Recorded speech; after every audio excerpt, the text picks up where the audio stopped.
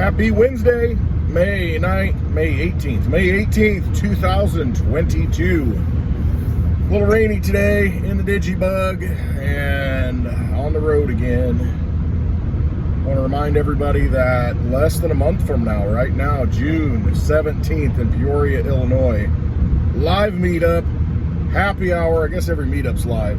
Maybe it isn't. I don't know. Virtual meetups, I guess they're still live. I don't know. It's going to be an in-person meetup in Peoria, Illinois. North central Illinois, in the middle of cornfields and bean fields. However, we'll be in Peoria, which is a city on the river. And you'll be able to come to a live happy hour meetup. And the location is still to be determined, the bar, actual bar, where we're going to be. But it's going to be on Friday, June 17th. Less than a month. Get there. Check out clintwestwood.net for all the details. I will be posting them. I need to actually post them when I get home. Off the road from the Digibug. I see that we've got Mimblewimble activating, I don't know, in a matter of hours on the Litecoin blockchain, bringing privacy transactions, bringing some security, I shouldn't say security, privacy, confidentiality, which is security actually, because not everybody knows your business. You're going to be able to send Litecoin on the blockchain, the Litecoin blockchain, not a second layer, not some bogus solution, no, on the actual blockchain to where it's going to clear. Your transaction is going to continue to go through like it has for over 10.5 years now on that Litecoin blockchain. It's just right now you have the ability, or tomorrow, you'll have the ability to say, hey, make it a Mimblewimble transaction, which is a confidential transaction, which is a private transaction. What other blockchain allows you to do that has that much liquidity? Sound money for the digital age. That is Litecoin, no doubt about it. $70, 70 US fiat notes to buy one Litecoin right now. When a quarter of the when the population of the United States, if they were all to own Litecoin, all that could ever exist would only have a quarter of one Litecoin. Seems like a pretty good deal to me. Litecoin, sound money for the digital age. All right, enough of the Litecoin stuff. I want to talk about what just happened. Here, the U.S. Soccer League I don't know if it's the U.S. Soccer League, the U.S. Women's Soccer, I don't know what it is. Anyway, big news is U.S. women are playing soccer, professional soccer, are going to make the same as men who play soccer. Now, it's all about equal pay and equal rights, and that's kind of what it's veiled as. However, here's the problem I have with it. When you're in professional sports, it's all about money. And if one group doesn't make money, why is that group supposed to make the same as the other group that makes the money? Because if you look at different sports, you look at the NBA versus polo, or hockey. I mean, you look at minor league baseball. And should minor league baseball players make the same as major league baseball players? They're still playing baseball, still expending the same amount of energy, but the talent level's not as good, so they don't get paid as much. They don't bring in the revenue, so they can't get paid as much. So what you're doing, and as far as, I'm all about equal pay. I mean, it doesn't even matter to me. It's all about, do you do the job? Do you do the job, and are you making, oh boy, I'm going to get hit by a garbage truck. I'm just going to stay to the side here so I don't get clocked. Thanks for not squashing me like a bug. I appreciate that. Bug. Digibug. But I guess the thing is, you can't just, this all gets to the artificiality of money. You can't just mandate that one group makes the same as another group, or one race, or one gender, whatever that is anymore, makes the same as another gender, because it all comes down to what value that person brings or that sport brings. If it does, it's like a business. You open up a business and you want to open a pizza shop. All right, cool. You know what? You make pizzas, they're okay. They're not that great. And so people don't come buy your pizzas. And you don't think that's fair because the pizza joint across the street's making a lot of money. Everybody's going over there. Well, why can't I get, that kind of money? Why can't I be compensated? Because, I'm making pizza too. Well, you know what? Your pizza's not as good as the pizza across the street for whatever reason. And so you go out of business. Why should someone support you? Why should someone prop you up when you don't make a superior product? And then basically it comes down to money. When you can't make enough money to sustain yourself because whatever you're producing isn't that great and nobody wants it, or let's just say it doesn't matter if it's that great, nobody wants it for whatever reason, why should someone fund you? Why should someone come in and backstop you? It's the same with sports. If nobody wants to go see you, okay, here's what could happen. We have the NBA, we have the WNBA. How many people watch the WNBA? Amazing athletes in women's basketball. Amazing athletes. But do I ever watch it? No. Do I ever watch the NBA? Not really. But am I more apt to watch the NBA or the WNBA? What do most people watch? I mean, do you have a lot of people watching? That was the mailman. The mailman, not the mailwoman, not the mail it. But you have people are going to watch something and pay money to watch something. They're going to pay a certain ticket price. If you can't fill the auditorium, why should that group of people make the same amount of money as the other group of people who can fill the auditorium? Because the money's there or it isn't. And you get ticked off about all these high salaries in sports, but the thing is, you're supporting it. You are supporting it. Again, it's up to us to decide. But now it's got to be fair. It's got to be equal. It's like, well, it's really not equal because the ticket sales aren't equal. The money that people spend on the gear, the jerseys, and hats, it's not equal. So how can you have equal pay? Just because you choose to go... Just because you're an amazing athlete and you choose to go into a profession that might not pay a lot of money, why should you get paid as much money as someone else that, is granted, equally talented, but they're in a sport that pays a lot of money? I'm a certified teacher, still certified to teach. I taught for 1 year out of college. When I started teaching, I made under $20,000 a year. And that was after getting a 4-year degree. So, why shouldn't I have made more money? I could teach a lot of things. I can do a lot of things. Why shouldn't I make the same amount of money as a professor? Why shouldn't I make the same amount of money as someone that, is a firefighter? I'm doing good things for the public. But that's just the way it is. That's the profession. The money wasn't there to sustain it. And, okay, so we need to raise everybody's tax bill. Well, guess what? People are going to say, don't raise my freaking tax bill. I don't want to pay more money.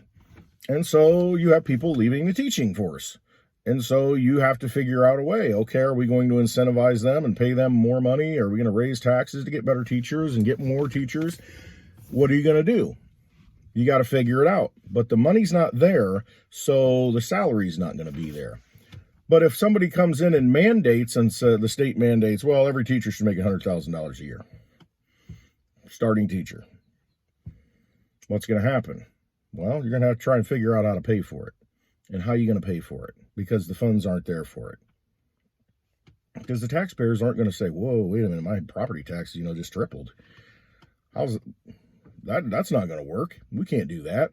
Or, hey, we got to raise the state income tax or the state sales tax to pay for this. When you mandate things that the free market doesn't decide, and see, this happens everywhere. This is just one example. It happens everywhere because you have government intervention. If the free market decided, then that's what it is. You can't help the fact that, nobody wants to go watch women's sports. And I'm not saying nobody. I've got a daughter who's an athlete, who's a state champion. People, for whatever reason, they're going to watch the NBA as opposed to the WNBA. Just look at the numbers. Okay, just name any sport, and in this case, it's soccer. I mean, do the women have the money coming in? You know, when do they fill the arenas? Do they, and I may be talking way out of turn, you know, I don't know enough about soccer. Maybe this league's different and it's not based on, you know, maybe it's funded by the government and, you know, that's fine. But if it's a free market, you cannot mandate that this group of people and that group of people make the same amount of money, because it's not the same job. Because if people aren't supporting it, if you don't have people that want to see it, what difference does it make? You can be the best athlete in the world, you know, in your front yard and doing whatever you do. But if nobody wants to come watch you, and if you're not, you know, participating on a big scale to where people want to come watch you and pay money, then you don't deserve to get paid a lot of money. It's just a freaking hobby at that point. You're an amateur. You're not a professional. And as a professional, you know, you get paid what you get paid. I mean, if there's not enough money to pay you, then why do you think you deserve more money? Just because, you know, oh, I should be equal with that person, you know. Listen, as far as rights, as far as freedoms, everybody's equal.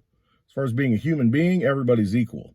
Problem is, if you want to deal with money, not every pizza's equal. It just doesn't work. Not every restaurant's equal. Not every alcohol is equal. Not every cigar is equal.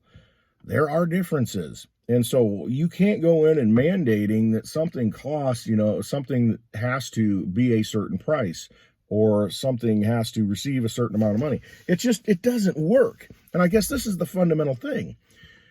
Yeah, it's fair. It seems fair. It's like, yeah, they're out there busting their butts. I mean, you know, women are not inferior to men.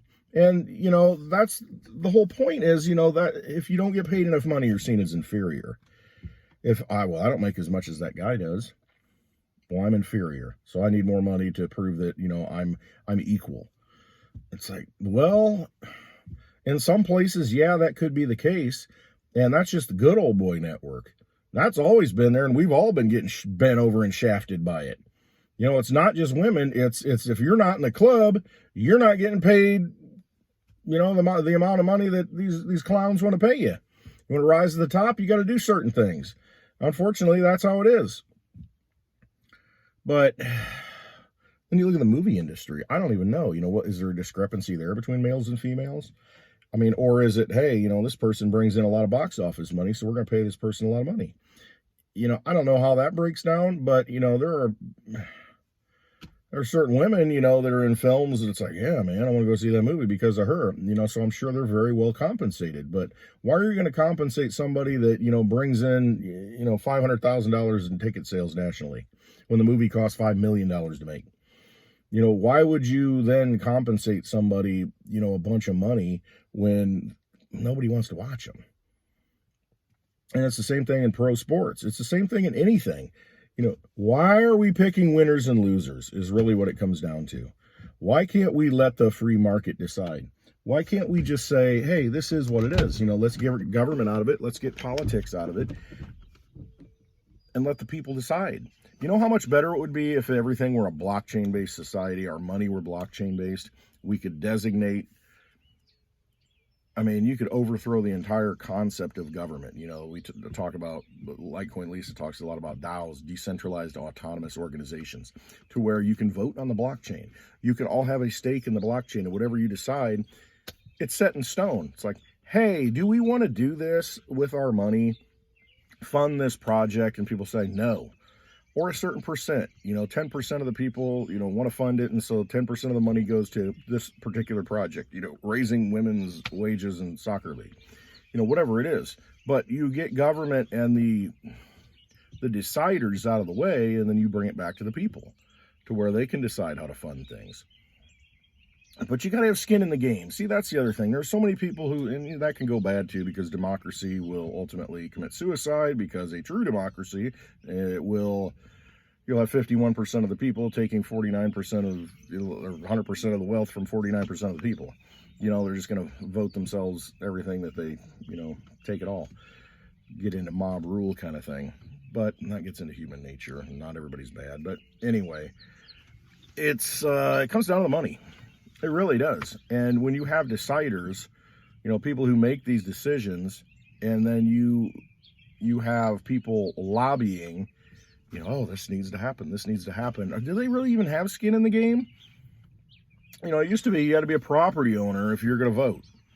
So, you know, you're not somebody who is, okay, let's be honest, some illegal alien who comes here and has the right to vote. Why would you give them the ability to vote? Or someone who has no vested interest in the system, does not even care about, you know, if the system survives. Why give them the ability to vote and make decisions? You know, these are arguments, but, you know, again, we're all human beings. We're all enshrined by the Constitution, enshrines our rights, which we all have. But you got to be a citizen. I mean, you got to have skin in the game. You know, if you're born here, okay, you're born on this soil, and that's kind of the litmus test. You know, you are a citizen. You are part of this experiment. But if you come here and you're not part of it, there's a way to naturalize yourself and become a citizen to be able to become a part of it and participate. But if you're not, then you don't get to participate. You don't get a say. And that's just how it is. I mean, it is like a big club, but you can join the club if you follow the rules. And a lot of people don't follow the rules. Yet they're entitled, you know, somehow to be a part of the system. It's like, well, prove to yourself that you want to be a part of the system and support this system, or else you're not part of the club.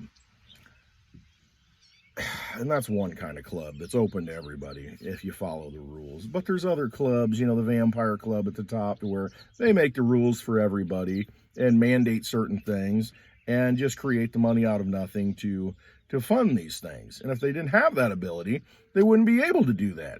And that's where it comes down to sound money again, how I started all this, you know, with Litecoin. If there were a representation of your wealth that you could store up and you could use and no one could access it, then that's kind of a big deal. It can't be devalued by government by printing more of them. You can be a millionaire, and this happens all the time. If you're a millionaire in 1980, it's like, wow, you get a lot of money. Look back at the Carnegies and the Rockefellers, and it's like, oh, they had $100 million at the time, and by today's standards, that's $5 billion. And the reason why is because, okay, say I've got $1 million. In 1980, I'm rich. I'm set, man. And then the government comes along and prints up a bunch of money. Next thing you know, $1 million only buys you $100,000 worth of goods. Well, what the heck happened? How did I lose all this? Well, we kind of had to print all this money and give it to all these other people and all these other things and create these things. And now what you have is, I mean, you know, you still got some value there, but everybody else has got $1 million now. Like, well, what the heck? You know, well, that didn't get me very far. Doesn't get me very far. It's not like $1 million today, 40 years later, 42 years later. Because the government can devalue it. We need a form of money, a form of voting, a form of rights, a form of decentralization, a way to control our destiny and make decisions on our own without government picking winners and losers. And they can pick winners and losers by creating more money or taking money out of the system or bailing out GM or mandating that, you know, this group makes the same as this group when this group doesn't even bring in the money to support itself. And it's just a thought. I'm not banging, I'm not knocking the women's soccer league, you know, and whatever the title of it is. It's just it makes me think about, why are we mandating certain things that really aren't the same? You know, we're giving equal treatment, equal pay to certain groups, or paying them and saying that they deserve it when the market doesn't bear it out. And I'm more of a free market guy. I'm all for, I gotta sneeze. And I'm gonna lose it. I'm all for the market deciding, because the market is we the people. We all decide, you know, hey, we're not gonna go to this pizza joint because this guy just does not make a good pizza. He's rude. And I'm not gonna go there. Or this guy over here, yeah, he's a little rude, but he makes the best pizza. You know, so you make a decision to go there, and we all weigh those consequences, and people will say, well, he's rude, I don't even care. I don't care how good his pizza is. F him, I'm not buying it. And so we have the choice to make those decisions to decide who we want to give our energy to. And that's really what it comes down to, and that's all money is. But we have no say in this anymore. We have courts that are saying, oh, well, this is what you have to do. This is how you have to spend your money. Everybody has to be treated fairly. We have to have bathrooms forever, universal bathrooms now. And but what if I don't want to do that? What if I have a restaurant and I just want to have a bathroom for male, female, and other? Well, you've got a choice and you can go in there. Athletes, why do we have to have this argument that, well, at a certain point, this person is now no longer a male and is a female and can compete against other females in athletics? Why can't we just say, okay, born a male, born a female, and then you have other? You can get in the other category because, I don't know what you define yourself as, but there are clear definitions of what this is, and then over here, you make a choice to become whatever it is that you want. Here's your category. And if we just wouldn't support it and we wouldn't vote for it, I should say with our dollars, and just say, no, if a restaurant does something we don't like, you don't go there anymore. It would just be nice that we don't constantly get our legs chopped out from underneath us or our rug pulled out from underneath us because government just wheels on in and says, hey, we're going to do this, rather than letting the market decide. And yeah, this goes down a whole rabbit hole. Well, what if the market decides that, a certain segment of people need to be slaves? Well, that's where government's supposed to protect the rights of people. Then you make the argument, well, maybe you are protecting the rights of people because you're paying them a certain wage. It's this, but it's a debate. It really is. It's a debate that could go on and on forever. And I guess that's why we have a republic, to where we can debate these things and have these discussions. But I guess at what point, let's say, I hate to keep beating the dead horse, but you've got the women playing soccer and the men playing soccer. At what point and they're going to split revenue from the World Cup, whatever it is. So if, let's say, the men bring in 90% of the revenue for their championship and the women bring in 10%, then they're splitting it. It's like pooling tips, I guess, in the restaurant industry, since we're on that, that analogy with the restaurants. You're pooling tips. How fair is that? I mean, anybody that's worked in the restaurant industry, are you a fan of pooling tips? What if you're just a kick butt server and, people love you and you just, you've got a great attitude and you get big tips, but, you're throwing them into the pot, and then you've got, at the end of the night, you split it all up between all the other staff. But what if you've got a couple of people that are just dogs? They just do not, that's actually, a detriment to a dog. Dogs are pretty cool. But they're just not good. Just horrible, bad attitude. Don't get the order right. They just mess everything up. Are they entitled to the same share of tips as you? Just throwing it out there. I get it from the restaurant perspective, but man, how long are you going to work at that job? Are you going to go somewhere else where you keep your own tips? And I've asked the question before, to where it's like, hey, do you pool your tips or do you keep your own tips? Because I've had great servers in the past. No, we keep our own. It's like, all right, cool, here, boom. And it's because you want to reward people for doing what makes you happy, that brings you enjoyment. If I don't enjoy watching, a particular sport, but I do over here, whether it's male, female, whatever, why would, I want to pay for that other one? I don't want to buy a ticket to it. I don't want to support it. Why is the money that I put over here going to get bled off and go over here? And then at some point you make a decision and you're just like, screw it, I'm done with it. It's all fake. It's like Major League Baseball. I don't want to watch it anymore. I'm just done with it. Football, I barely watch anymore. These sports, I barely watch any of them anymore. And it's just maybe in the championship games, I'll watch it just because they're just much more passionate and you actually see the real fire come out. But you look at these multi-million-dollar stadiums to where they can't even the sport can't even fund it. Or they could, but they don't. They put it on the taxpayers, and you build all these mega complexes that cost all these tax dollars, and they say, oh, they bring in revenue, but the taxpayers are on the hook for this stuff. You know, and then you look at some of these baseball stadiums during the day, and I mean, there's nobody in the outfield. I mean, there's nobody in the stands, and you think, I guess it makes itself up over time, but man, oh man, if you can't fill the stadium, why is the city paying for the frickin' stadium? Why is the taxpayer paying for it?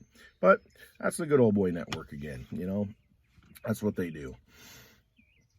You know, I've kind of talked about this stuff and rambled on about it, but ultimately it comes down to, my point is, you know, why can't we decide where to spend our money? It's really what it comes down to. If you don't like something, don't spend your money at it.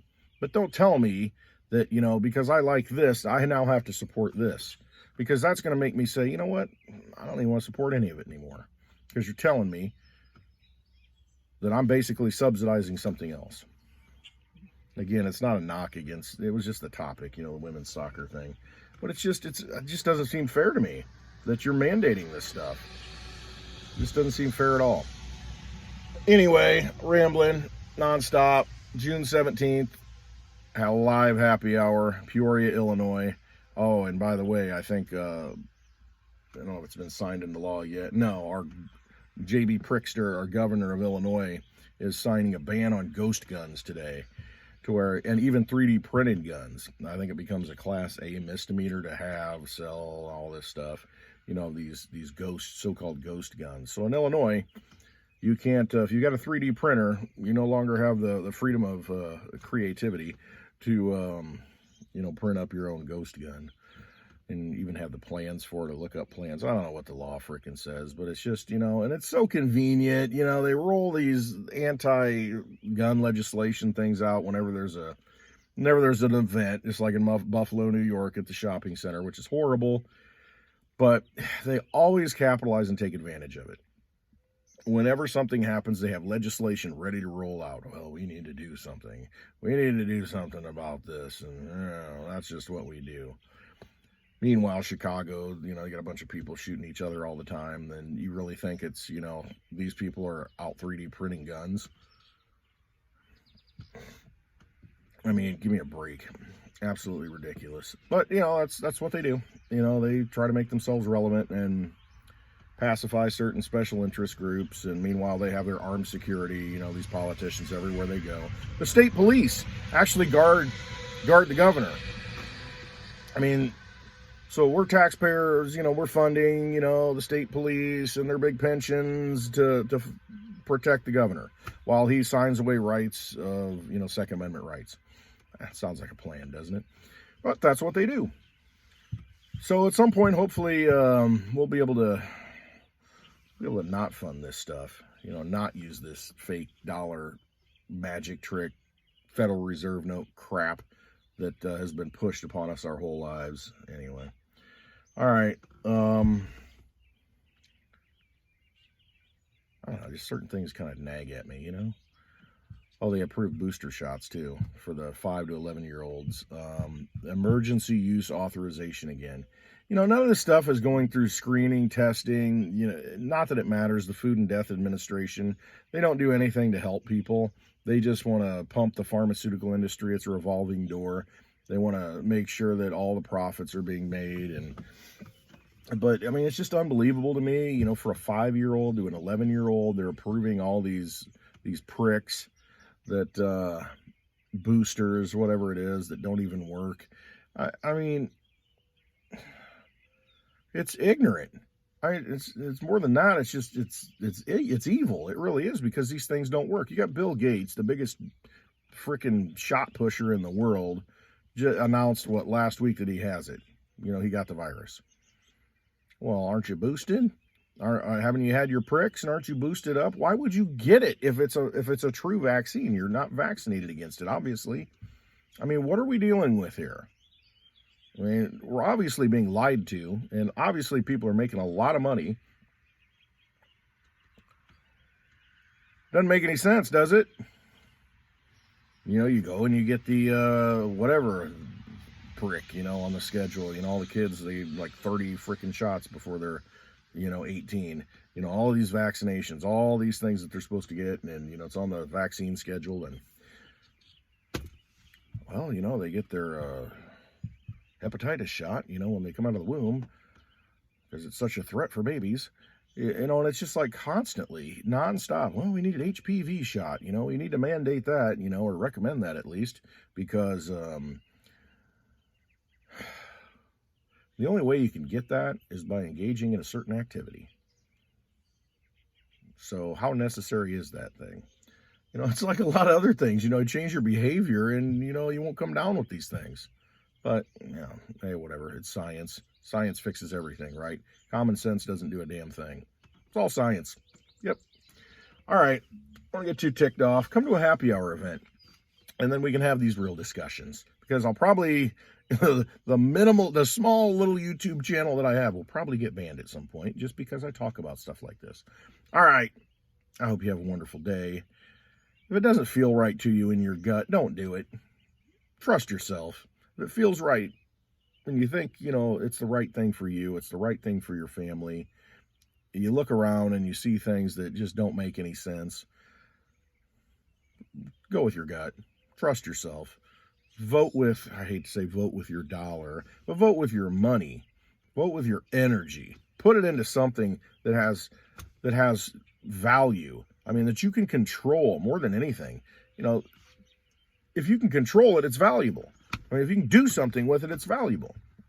Seek out the good cryptocurrencies. Litecoin, Digibyte, I'm big fans of those.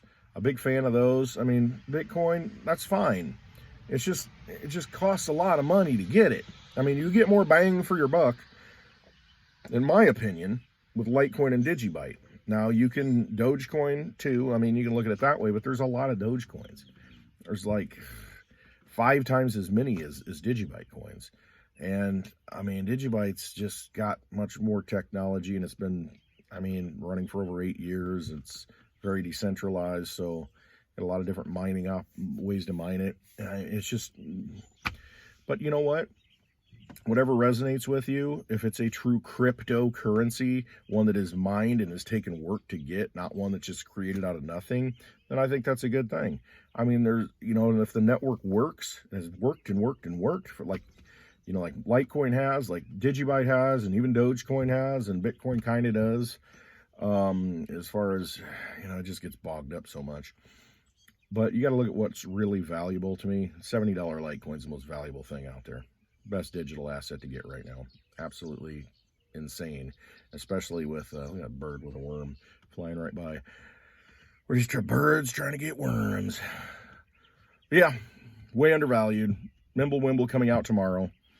I'm going to see what wallets are supporting that. I know Cake Wallet is, and Exodus is, and several others. I got to brush up on it, download the latest updates, and see if they have that built in there, and then I'll report back, because I want to start using Mimblewimble addresses on the Litecoin blockchain to send secure, or I should say private transactions, confidential transactions on the blockchain, send Litecoin around. All right, I rambled enough. Hopefully you're still awake. I appreciate your time. Trust yourselves. Hit that thumbs up if you heard something that you like, and I'll try and do this tomorrow. I love you all. Have a wonderful day.